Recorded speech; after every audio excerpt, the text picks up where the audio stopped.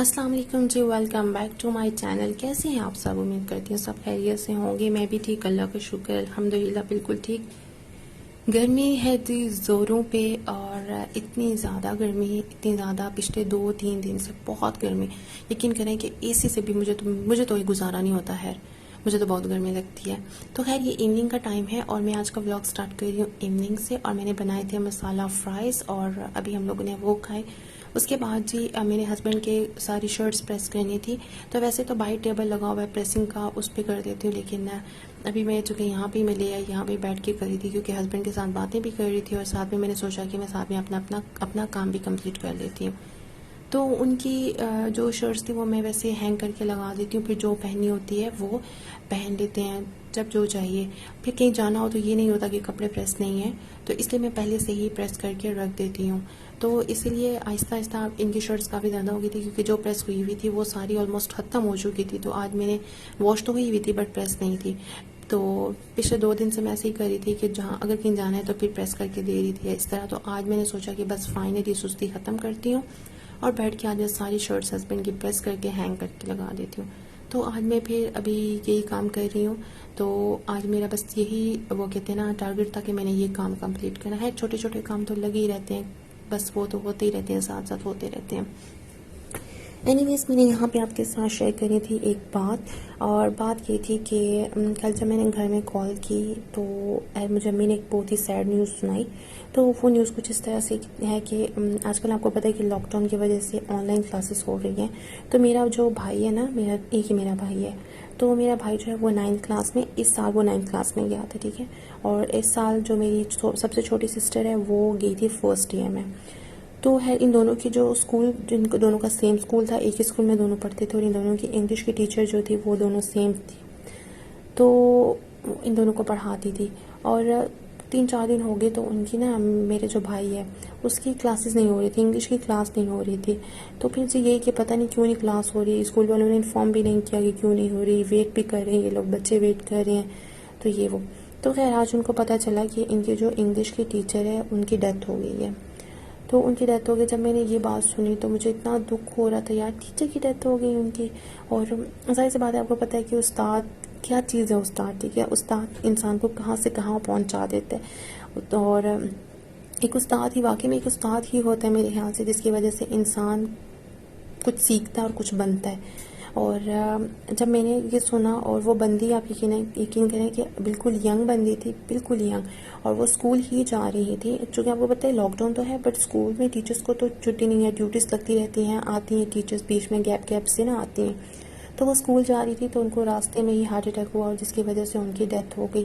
तो अभी 21 जून को उन्होंने अपनी बेटी की फर्स्ट बर्थडे सेलिब्रेट की थी, और उनकी एक ही बेटी थी, छोटी सी। कल जब मुझे मेरी सिस्टर ने उनकी पिक्चर सेंड की और मुझे देख के इतना दुख हो रहा था, और यकीन करें रोना भी इतना आ रहा था। आजकल तो बस यही सुने जा रहे हैं, इधर डेथ हो गई, उधर डेथ हो गई, और मुझे तो इतना डर भी लगता है।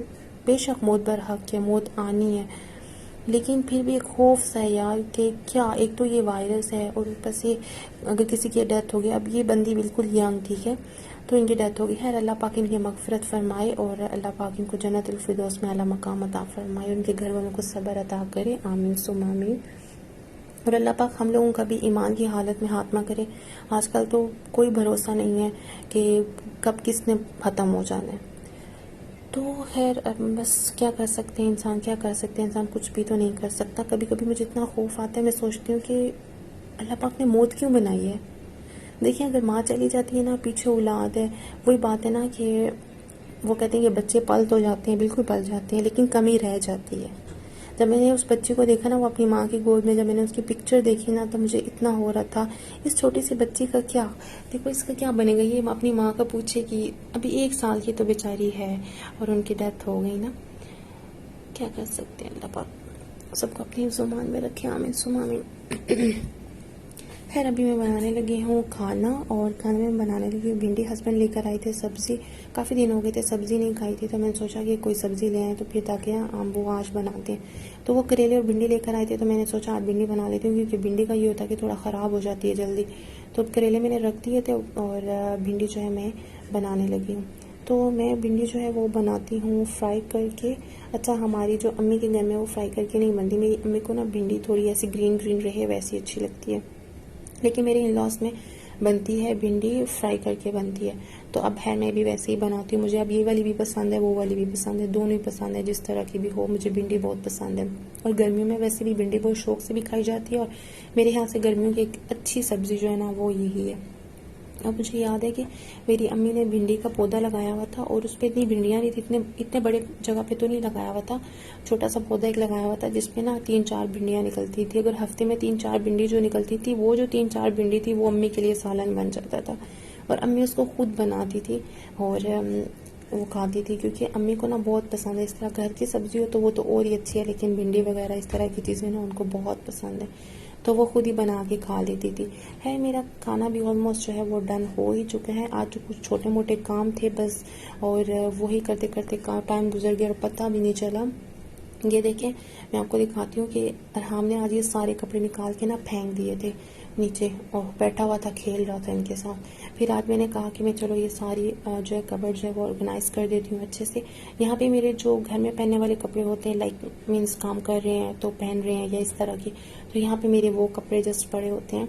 और नीचे वाले में हस्बैंड के, उससे नीचे बैग जो है वो अरहाम का, और ये ऊपर जो है यहाँ पे ये बाकी सारी चीज़ें पड़ी होती हैं।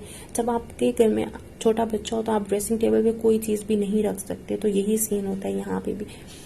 तो ये मेरे कपड़े हैंग करके मैंने इस साइड पे लगा दिए थे, और ये कुछ कपड़े इस तरह से पड़े हुए हैं। तो है ये आज मैंने सारी ऑर्गेनाइज़ की है, और ऑर्गेनाइज़ करके मैंने इसको रख दिया। और साथ में ये हस्बैंड के, इस साइड पे हस्बैंड के पड़े हैं, एक साइड पे मेरे पड़े हैं, और मिड में जो है वो तीनों के पड़े हुए हैं। अरहाम के कपड़े में प्रेस करके नहीं लगाती, और बस हम अपने लगाते हैं प्रेस करके। अच्छा जी, तो अब मेरे सारे काम ख़त्म हो गए, मैंने शॉवर ले लिया, मैंने चेंज कर लिया है और बिल्कुल फ्रेश हो गई। अब मैं बात करती हूँ इस स्क्रब की। ये मैं स्क्रब यूज़ कर रही हूँ, ये है मिल्क एंड हनी गोल्ड, ठीक है। और ये मैंने ऑनलाइन ऑर्डर किया था, ये मैंने मंगवाया था ऑरिफ्लेम से, और ये मैंने लिया था 1500 का।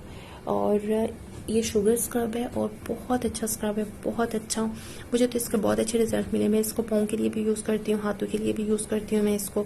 मुझे तो इसका बहुत ही अच्छा रिजल्ट मिला है। तो मैं इसको वीक में 2 दफ़ा यूज़ करती हूँ, और जब मैं यूज़ करना होता है तो मैं सोने लगी होती हूँ, तब मैं इसको इससे अच्छे से स्क्रबिंग कर लेती हूँ। स्क्रबिंग करके फिर मैं सो जाती हूँ। और जब हम सुबह उठते हैं तो हमारा फेस इतना, आप इसको यूज़ करेंगे ना, जब स्क्रबिंग करते हैं उसके बाद इसका फौरी रिजल्ट मिलना शुरू हो जाता है। तो ये बहुत ही अच्छा, मुझे तो बहुत पसंद है।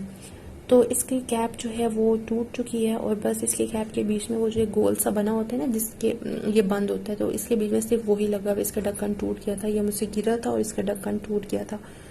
तो खैर, आप मुझे बताइएगा कि आपको मेरी वीडियो कैसी लगी। लाइक कीजिएगा, शेयर कीजिएगा। अल्लाह हाफिज़।